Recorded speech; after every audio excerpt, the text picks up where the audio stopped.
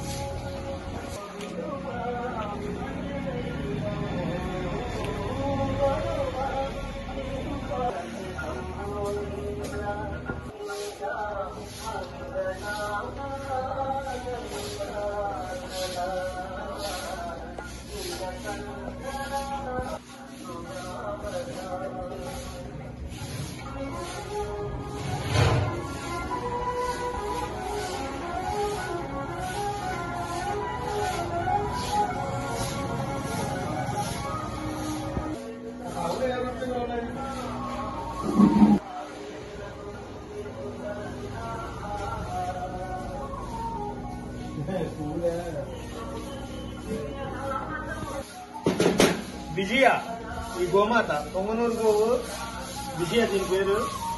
మొన్న విజయదశమి రోజున పుట్టింది.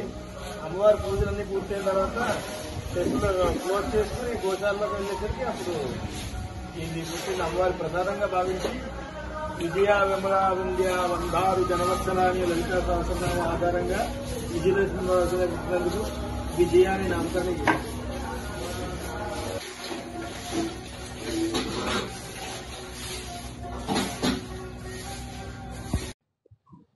శివాయ గురవే నమః. శ్రీ కదంబ వనవాసిని సంస్థానం. ఈ క్షేత్రం కాకినాడ జిల్లా తొండంగి మండలం ఏ కొత్తపల్లి గ్రామంలో వెలసి ఉన్నది. ఇక్కడ విశిష్టమైనటువంటి దేవతా వృక్షాలు 2 గలవు. ఇటు మీరు ఈ ప్రధాన ఆలయానికి ముందుగా ఉన్నటువంటిది కదంబ వృక్షం, ఈ గుడి వెనక మరొక వృక్షం ఉంది.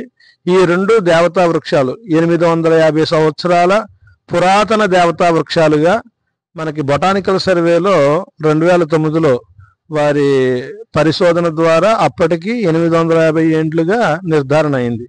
ఇటువంటి దేవతా వృక్షాల మధ్య 2008 ప్రాంతంలో మా తండ్రి గారు కీర్తిశేషులు అచ్చా అబ్బాయి గారికి స్వప్నంలో ఈ 2 వృక్షాల మధ్య ఒక దేవాలయం ప్రతిరోజు స్వప్నంలో వచ్చేదటండి.